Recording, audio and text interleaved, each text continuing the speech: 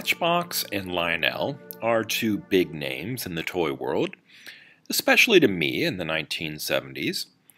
The more common Matchbox cars that you can still buy for about $1 are a little too small in scale to look right with Lionel trains. But go back a few decades and you'll discover a whole range of die-cast vehicles whose proportions are much closer to Lionel's O-scale.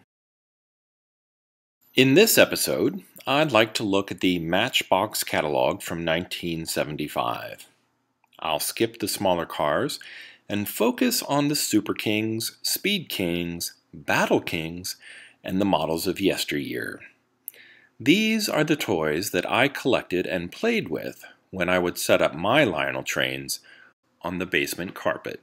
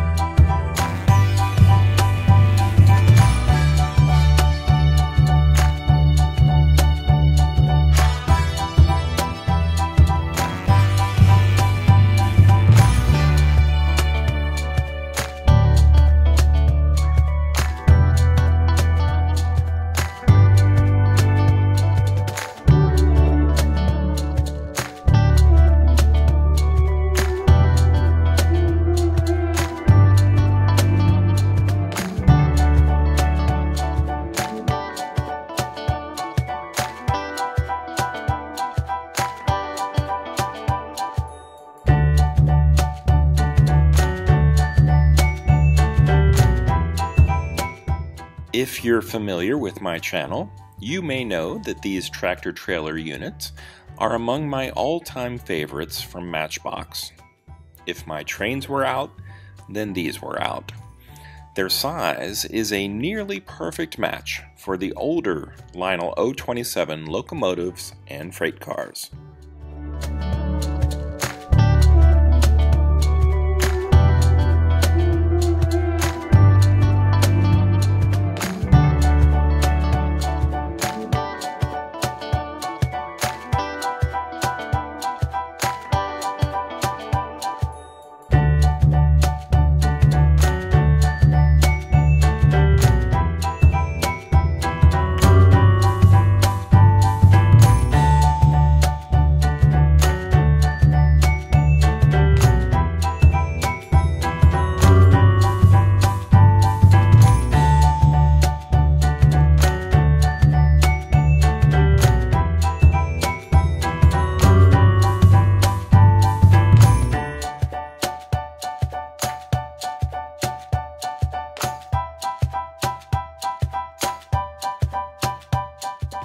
O-gauge trains in America are traditionally 1/48 scale, or 1/4 of an inch on a model equals 1 foot in the real world. Lionel sometimes played fast and loose with that rule, especially their 027 trains. Matchbox is no different. Most SpeedKings cars are in the neighborhood of 1/43 scale, while SuperKings can be anywhere from 1/48 to as small as 1/64 or even 1/72 scale.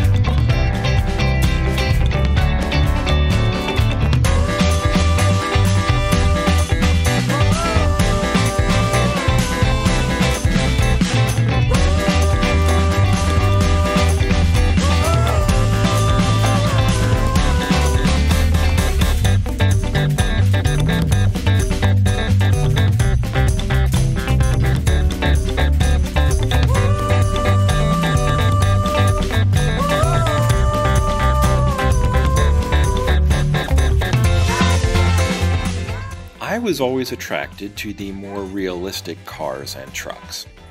But Matchbox also produced some more fanciful models as well. I mean, hey, it was the 1970s.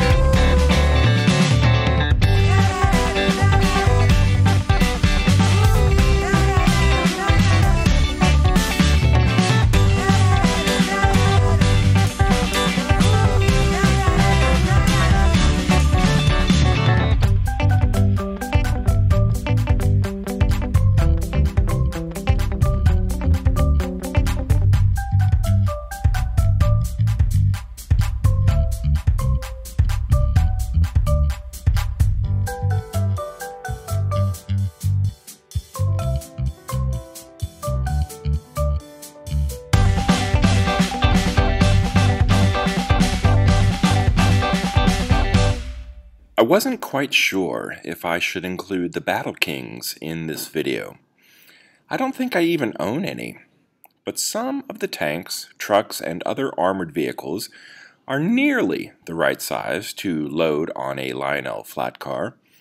The colors, though, I don't know. When was the last time you saw a Silver King Tiger tank or a gold M4 Sherman? I'm pretty sure that it was the paint schemes that kept me from buying these when they were new.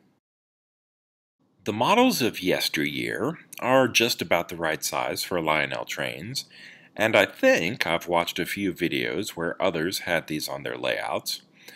I like them, but the time period, the early 1900s to maybe the 1930s, just never made sense with the trains that I owned. It is fun for me, though, to watch other people's videos and occasionally be able to pick out one or two of these larger Matchbox cars or trucks. If you look closely, you can still find some of these on certain layouts or on their basement floors.